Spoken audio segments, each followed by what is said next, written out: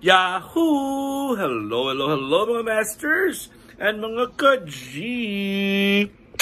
Good morning, good morning, good morning, good morning po sa inyong lahat dyan sa Pilipinas at sa buong Asian countries at kung saan man kayong lupalop ng ating mundo ay hayaan niyo muna kami ni G. Nabatiin po kayo ng good morning, good noon, good afternoon, good evening at good night na po sa mga ready ng matulog at welcome aboard sa G and Daddy Health and Lifestyle Tips. Ngayon po ay araw ng Lunes at syempre kakatapos na rin natin po ng ating Bahay Kulitan Premier Marathon kahapon, kagabi. Okay? At syempre celebrate din tayo ng birthday celebration. Nag-celebrate tayo ng birthday ng ating YT sensation, Merl S. Tani Vlogs. At yun, maraming salamat po sa inyong mga palipad, pakulay, at syempre sa mga kumanta, sa mga ating mga guest singers, at syempre sa mga lahat na nag-support. Yan po, isang malaking karangalan po na maging co-host po sa kanyang event. Yan. At pagkatapos po niyan, ng kanyang 5-hour na event plus Premier Marathon ay ang ating, syempre nandun din ang ating Yams OFW Vlogs at third batch Rowena Milares TV with Bombs 2.0 and sa lahat ng mga umakyat. And of course, ang ating tatlong events na tayo, tatlong hosting na po tayo kahapon. Kasi hindi na po yung aking slot na 1 o'clock, na 11 o'clock to 4 o'clock ay binigay ko po kay Beshi Merl. So hindi po ako nag-host kahapon. Pero okay naman po yan, di ba? Kasi nag-enjoy naman po tayong lahat. Anyways, mga masters and mga ka-G, continue po natin yung ating lecture, which is about hypertension. So, ano po yung mga causes of hypertension? So, hindi na tayo mag-recap. Ngayon po ay mag-proceed po tayo sa number 3 na reasons. So, syempre, nandyan po ang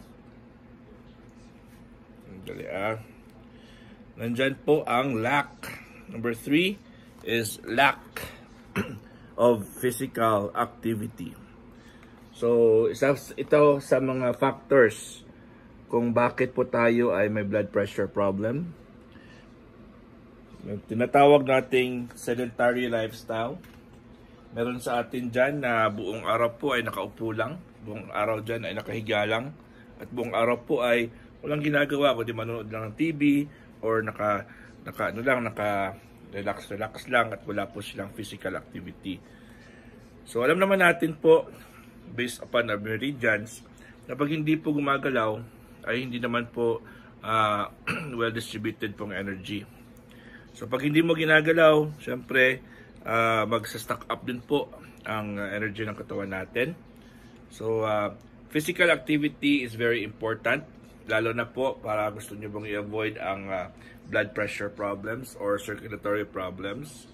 Okay, so getting too little physical exercises can negatively impact you in many ways.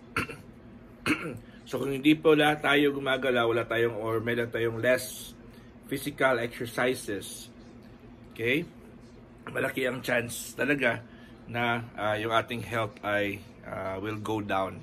Hindi po siya magiging maganda. Hindi po siya mag-i-improve ang health natin. Okay, so it could aggravate mental health conditions. So pwede din po ito maka-affect sa ating mental health. Meron dyan iba na nagkakaroon ng anxiety, depression, and lead to being overweight. So imagine niyo kung medyo sa bahay lang po kayo, di kayo gumagalaw, at syempre meron na po kayong anxiety, medyo na kayo na depression, ay unti-unti na pong kakain ka lang ng kakain, di ba? Kakain ka lang ng kakain kasi nandiyan ka sa loob ng bahay. So importante po dyan na you have to move your body, you have to move your energy by simply exercising. Di ba, G? Exercise ka, G. Just gotta go exercise, okay? This girl is so pretty. Okay? So, kailangan talaga mag-exercise. Kasi part po yan ng ating needs ng ating katawan. Okay? So exercising can help you maintain a moderate weight. Can help you maintain a moderate weight or lose weight if necessary.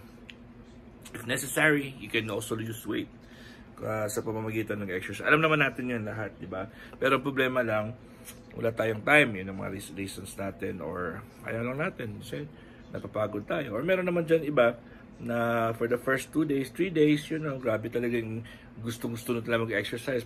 Pagkalipas ng ikalimang araw, wala na, tapos na. Wala na silang gana. Diba? Okay, that can positively affect your blood pressure pag nag-exercise po tayo. Okay, and give you more energy and a sense of well-being. So pag nag-exercise tayo, ayun, mas maraming benefits po yan na makukuha sa katawan natin.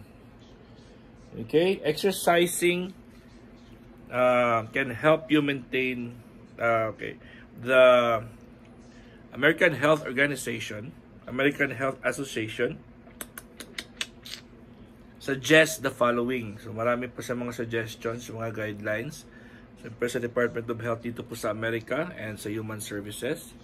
Okay? So, ano po yung mga pwedeng gawin natin?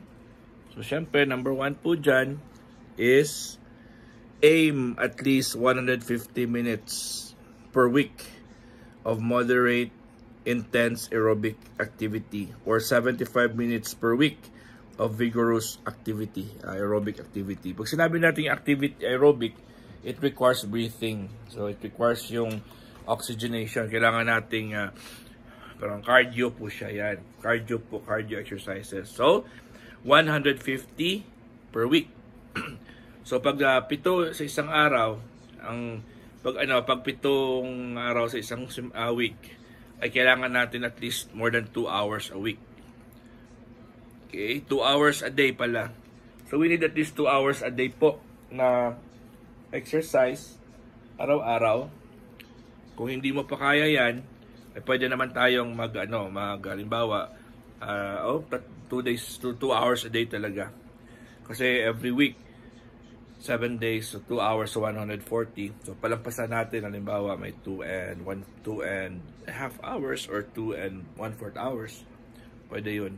Mga 2 hours and 15 minutes. So, pwede yun, di ba? Okay? So, ang moderate lang po yan. Yung parang hindi siya gaano, yung jogging lang. Pero kung gusto nyo talaga yung workout, meron tayong mga treadmill, meron tayong bike o bicycle or stationary bicycle. So, pwede yan 75 minutes lang, okay, per week. So, sa isang araw, pwede mong gawin yan. 1 hour and a half lang naman yung 75. Diba? 60 minutes yung 1 hour plus 15 minutes. So, 1 hour and 1/4. 1 hour and 15 minutes ang 75 minutes. So, pwede mo siyang gawin. Talaga, vigorous talaga, yung parang sa gym ka, nagpapawis ka talaga, at meron kang pattern na sinusunod. Diba? So, perform moderate to high intensity muscle strengthening resistance training for at least 2 days a week. So, mayroon dyan mga perform moderate to high intensity muscle strengthening resistance. Yung iba, yung mga ginagawa nila, yung parang, syempre yung parang mga rubber, na ganun-ganun nila, or mga tension, mga barbells, pwede mo yung gawin. Yung pero tension lang po, hindi siya yung sinasabi na kailangan mo magbuhat talaga ng mga babibigat.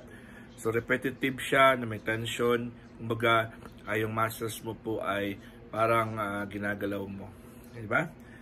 So spend less time sitting. Ito po, spend less time sitting. Sino po ba sa inyo dyan yung palaging nakaupo lang? Yun, spend less time sitting. So, halimbawa, yung trabaho mo is more on sitting, ayun po ang prone din po sila sa mga iba't ibang mga sakit. High blood pressure, isa na po dyan, varicose veins, at meron dyan iba na na indigestion, obesity, diba? At diabetes, isa din po yun sa mga cause niyan. Next is work up to more activity. So, magpili, dagdagan niyo po yung mga activity niyo.